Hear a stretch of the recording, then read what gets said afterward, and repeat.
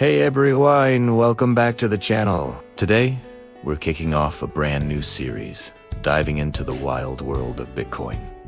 And what better place to start than the very beginning? Let's rewind the clock to 2008. Picture this. The global financial system is in chaos. Major banks are collapsing, and trust in traditional money is at an all-time low. It was a perfect storm and right in the middle of it, a mysterious figure, Bitcoin, appeared in global market. In October 2008, an entity known only as Satoshi Nakamoto published a 9-page white paper. The title, Bitcoin, a peer-to-peer electronic cash system. This wasn't just another idea, it was a bombshell. Satoshi proposed a completely new kind of money, one that didn't need banks or governments. It would be digital, decentralized, and secured by cryptography. Imagine sending money directly to anyone in the world, just like sending an email, without a middleman taking a cut or asking for permission. But a paper is just a paper, right? Well, Satoshi didn't stop there. On January 3rd, 2009, the Bitcoin network officially went live. Satoshi mined the very first block of transactions, known as the Genesis block. And embedded within it was a hidden message, a headline from the Times newspaper. Chancellor on brink of second bailout for banks. It was a clear, powerful statement about why Bitcoin was created, a direct response to the failures of the old financial system. In those early days, Bitcoin was just a fascinating experiment for a small group of computer scientists and cryptographers. They were the pioneers, mining coins on their personal computers and testing the network. The value? Practically zero. It was all about the technology and the revolutionary idea behind it. Little did they know, they were laying the groundwork for a multi-trillion-dollar industry that would change the world. So that's the origin story of Bitcoin. Born out of a crisis with a vision for a new financial future. What happened next? How did it go from a niche hobby to a global phenomenon? We'll cover all that in our next video. Let's talk about the big players. We're no longer in the early days where Bitcoin was just a niche interest for tech enthusiasts. Now, major corporations and financial institutions are getting involved.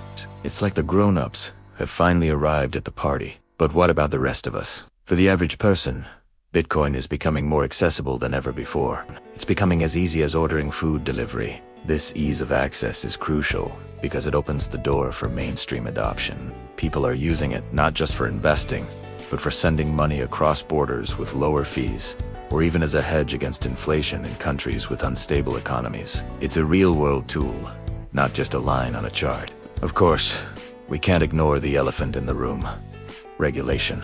Governments around the world are finally figuring out how to handle Bitcoin. Some countries are embracing it, like El Salvador making it legal tender. This regulatory landscape is constantly changing, and it's one of the biggest factors shaping Bitcoin's future. It adds a layer of complexity, but it's also a sign that Bitcoin is being taken seriously on a global scale. So, where does that leave us? Bitcoin today is a fascinating mix of Wall Street money, grassroots enthusiasm, and government scrutiny. The roller coaster ride of its price is still a major feature, creating both incredible opportunities and significant risks. It's a space that's evolving at lightning speed, and whether you're a seasoned investor or just curious. First, let's talk about the big picture. Bitcoin has come a long way since its creation in 2009. It started as a niche experiment for tech enthusiasts and has blossomed into a global asset class worth hundreds of billions of dollars. Big companies are holding it on their balance sheets. Major financial institutions are offering Bitcoin products, and even some countries are exploring it as legal tender. This growing acceptance is a massive vote of confidence. Think about it. 10 years ago, would you have imagined your bank talking about Bitcoin? Probably not. Today, it's a regular topic of conversation in the financial world. This mainstream integration is a powerful tailwind for its future. Of course, it's not all smooth sailing. We have to talk about the challenges. The biggest one is regulation. Governments around the world are still trying to figure out how to approach Bitcoin. Some are friendly, others are hostile, and most are somewhere in between. Clear and sensible regulation could bring in a new wave of institutional investors and boost public confidence. On the other hand, harsh or unclear regulations could stifle innovation and slow down adoption. This regulatory uncertainty is probably the biggest hurdle Bitcoin faces right now. and it's something we all need to keep a close eye on. Looking ahead, what can we expect in the next 5 to 10 years? I believe we'll see continued institutional adoption. Pension funds, endowments, and even sovereign wealth funds will likely start allocating to Bitcoin. We'll see more user-friendly applications and services built on top of Bitcoin, making it easier for the average person to use. The Lightning Network will mature, making small, everyday payments a reality. And the regulatory landscape, while uncertain now, will likely become clearer, providing a more stable environment for growth. So, to sum it all up, the future of Bitcoin looks incredibly bright, but it won't be without its challenges. The combination of growing mainstream acceptance, its properties as a digital store of value, ongoing technological improvements, and its role as a tool for financial empowerment creates a very powerful case for its long-term success. The path will be volatile, and there will be plenty of FUD fear, uncertainty, and doubt along the way. But the fundamental value proposition of a decentralized, secure, and scarce digital asset is stronger than ever. It represents a paradigm shift in how we think about money and value, and those kinds of shifts take time. Today, we're tackling a question that I get asked all the time. When can I finally use my Bitcoin to buy a coffee or groceries at my local shop? It's the ultimate dream for a lot of crypto enthusiasts, right? Walking into any store, tapping your phone, and paying directly with Bitcoin. So let's dive deep into this and figure out where we are on the road to mass adoption and what the future might look like. First off, let's be real. Right now, in most parts of the world, you can't just walk into a random store and pay with Bitcoin. While the headlines are exciting, the reality on the ground is a bit more complex. So, why is that? Why isn't Bitcoin as common as using your credit card or cash? There are a few major hurdles we need to talk about. Another huge challenge is scalability and transaction speed. The main Bitcoin network can only process a handful of transactions per second. Compare that to Visa, which can handle tens of thousands. During peak times, this can lead to network congestion when you're standing in line for your morning coffee. Plus, there's the whole legal and regulatory side of things. Governments around the world are still figuring out how to handle crypto. The rules about taxes, consumer protection, and financial regulations are often unclear or are constantly changing. This uncertainty makes many businesses hesitant to jump in. However, for it to become truly mainstream, where it's an option at the majority of stores, we're likely still several years away.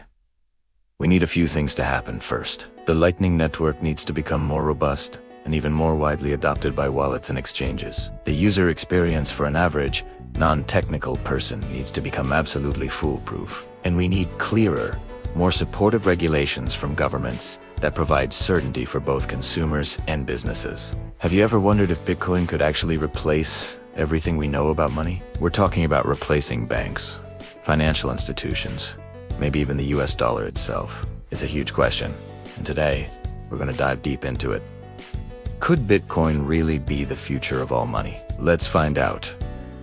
So, let's bring it all together for the final conclusion. Can Bitcoin replace the entire banking and financial system? And will it become the world's single currency, replacing things like the US dollar or the euro? Based on everything we've looked at, the answer is almost certainly no. At least, not in the way some of its most passionate supporters envision. The hurdles of scalability, volatility, user-friendliness, and regulatory opposition are just too massive to overcome in the foreseeable future. The current financial system, for all its flaws. So, instead of a complete replacement, we are more likely to see a hybrid future. A future where traditional finance coexists with decentralized finance. You might use your bank's digital currency for your daily coffee and Bitcoin to store a portion of your long-term savings. What do you think?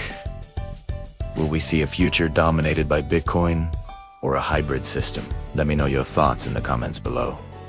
I'd love to hear your perspective. And if you enjoyed this deep dive and want to learn more about the future of finance and technology, make sure to hit that like button and subscribe to the channel. Thanks for watching, and I'll see you in the next video.